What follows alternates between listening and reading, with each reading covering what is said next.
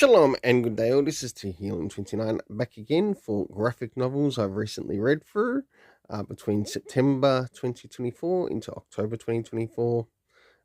Whether I'm still around and by some miracle and I'm actually still talking, be able to do live streams, whatever else on the channel by this time the video goes up.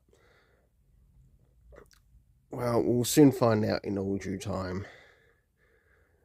If not, quite likely I am DEAD, and murdered by the GOVT.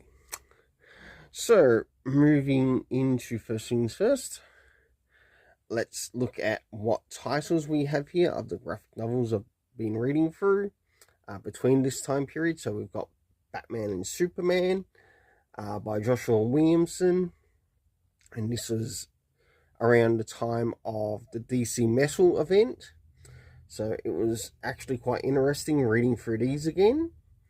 For both of these, for both story and art, I give a 7.5 out of 10. But at least it focuses on Batman and Superman and some of those characters, not so much Joshua Williamson's Timmy and Wayne, to which we'll be reaching very soon. Next, we have Rogue Sun. Really good series by Parrott. And I must admit, I quite like the character. I like the characters. I only wish that they'd remember to remind the audience who each character is with each and every issue. Because sometimes they might introduce a new character. We don't know who the hell this new character is. And it might not be revealed until the next issue, and it just can be a little bit annoying. But overall, it's a pretty good series, 8 out of 10. The Dead Boy Detectives, to which, no, you do not read that these Dead Boy Detectives are gay like they tried to do with Netflix. But I will say one thing, I think the Netflix one was alright. Even though they tried to allude to it, they still kept to the importance of the Dead Boy Detective solving cases, and I really liked that. Of course, there's cases trying to be solved in this as well. A 7.5 out of 10. Ordinary Gods, Volume 2, a 7 out of 10. Though I do think the second volume was a little bit better than the first. Next is Little Monsters, Volume 2, an 8 out of 10. Definitely check out the series by Jeff Lemire. Of course, we have Mark Millar Nightclub, which was actually quite interesting. 7.5 out of 10.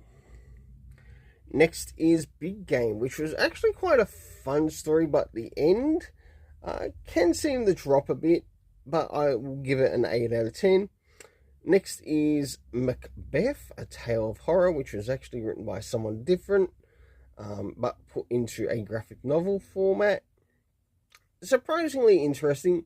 It tries to grab as much as possible from the original story, but it tries to apply it in its own way. What's the word I'm looking for? To make it fit within its own story. For that, I give a 7 out of 10. Firepower, being the last volume of the series, or the last known volume of the series, unless there's more later on. 8 out of 10. Superman, Kal-El returns. It was nice to see the return of Kal-El in this, and yes, it has a bit of a mix of writers, including Tom Taylor, but it also had some better writers on it too. To which I give a 7.5 out of 10.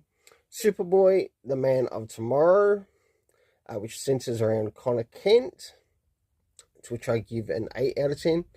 The World's Finest by Mark Waid, a 7.5 out of 10. Project Monarch by Michael Avon Oeming, a 7.5 out of 10. It's sort of like a look into the study, but also applied in a comic story of sorts of Project Monarch itself, having to do with like mind control and all that other thing. Batman Nightwatch, 8 out of 10 for this. Definitely worth to pick up. The Saturday Morning Adventures on Dungeons and Dragons. This was really fun to read, an 8 out of 10. The Boogeyman. It was really nice rereading this and following the story of Elliot, to which I give it an 8 out of 10. Next we have The Flash Time Heist, which also has the Super Sons appearance in it, an 8 out of 10.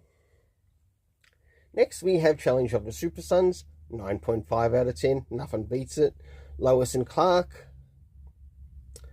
by Dan Jurgens, 9.5 out of 10, because it's the original John Samuel Kent. It's not the imposter that we're seeing these days for DC Comics. Next we have Elektra, Black, White and Blood, which has some various stories in it. For this, a 7.5 out of 10. And last but not least, we do have Robin by Joshua Williamson, who gives us the Timian Wayne Robin. Chooses to disrespect his OG costume, plus puts a stupid D on his belt, which makes it way too obvious and gives the character away. And it will, if anything, it makes the Bruce Wayne and Al Ghul family absolute targets in plain sight. To which I give it a 7 out of 10. Until then, let's keep it colourful and have yourself an awesome day.